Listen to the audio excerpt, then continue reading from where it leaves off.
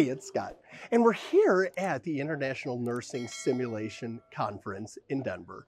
And this morning I'm joined by Dan from Techline Trauma.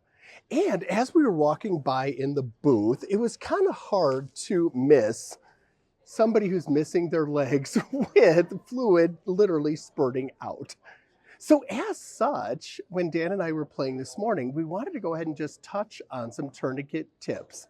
Interestingly, some of which I learned in school, but more importantly, a lot of things that I was not taught in school. So with that, Dan, if you would, let's go over Cat Tourniquet 101. Sure. So the tourniquet basically has four components. You have the strap, the buckle, the windlass, and the clip.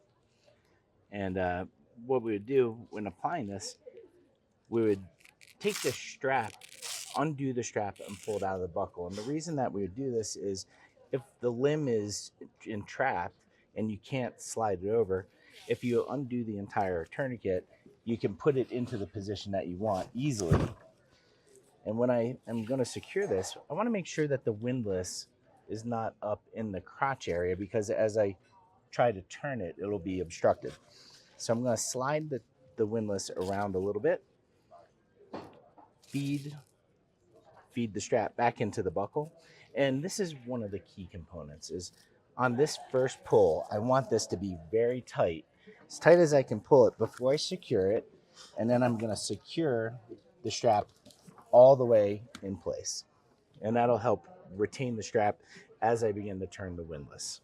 Now with it, just a couple of quick things that, again, I learned. The first of which was when I initially was taught to play with tourniquets, I'm sure like many people, we were taught that it came already preformed. It was in a nice circle. Mm-hmm. And therefore you could slide it up the leg, slide it up the arm, and do what you need to do. And that makes perfect sense if you have a perfectly healthy arm or a perfectly healthy leg. Right. In this case, or if you're trapped in the car, this idea of just open it up, put it where you want to put it, and then Velcro it down makes a whole lot more sense. Right.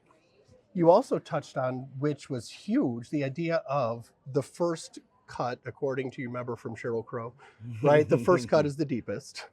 And in this case, the first pull really should be one of the strongest to make sure it's tight.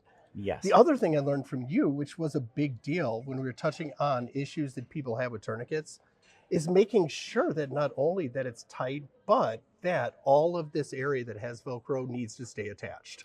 Correct. Because you showed me if you just put it on a little bit and then you start to tighten, it pops, which defeats the purpose of the tourniquet. Right. So now it's in place. We've got it as tight as we can. We've got Velcro everywhere that can be attached. Next stop. Then we begin to turn the windlass, and this is going to draw up the slack that's in it and apply the circumferential pressure. So we turn this until we visually see that the bleeding has stopped. So in our case, if we start off here, we've got this tight. And in our case, now we've got blood, or in this case, happily water. But now as he's twisting, no matter how hard I try to make the blood spurt, I'm unable to make the blood continue to spurt. Right. And that's a clue that hopefully we've got enough tension on the tourniquet. Yeah. And then what we'd do is we'd secure the windlass into the clip. And then we put the tab across and we'd write what time the tourniquet was applied. Makes sense. Now, some of the other things that quickly came into our discussion this morning was one that I wouldn't have thought of, but it evidently came up several times at the conference, was when it comes to an oxygen bottle, we're talking righty-tighty, lefty-loosey.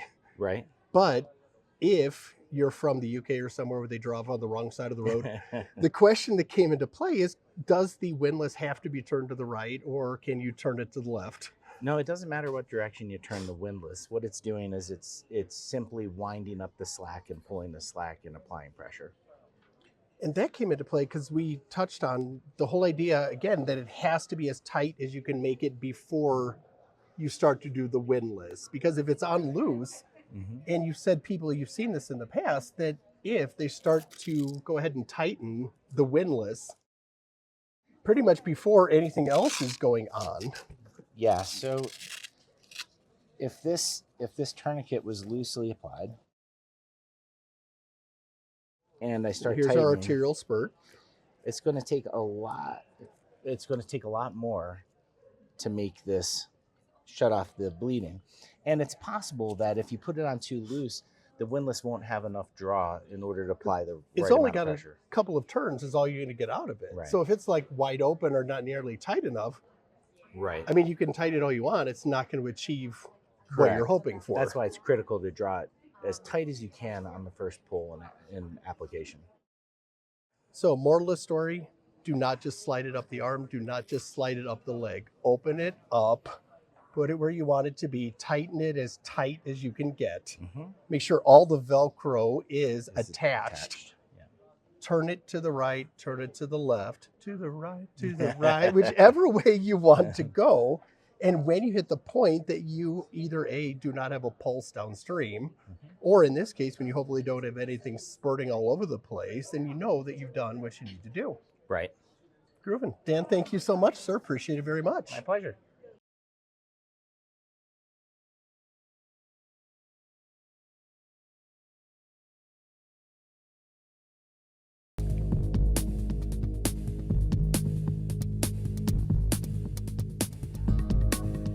Scenarios in Seconds was designed to be a simple and effective way to regularly train for pediatric emergencies. A Navy SEAL said it best: under pressure, we don't rise to the occasion, we sink to the level of our training. Ultimately, your next PEDS patient could be your worst PEDS patient, and we don't want you to just get ready, we want you to stay ready. And Scenarios in Seconds was designed to help you do just that.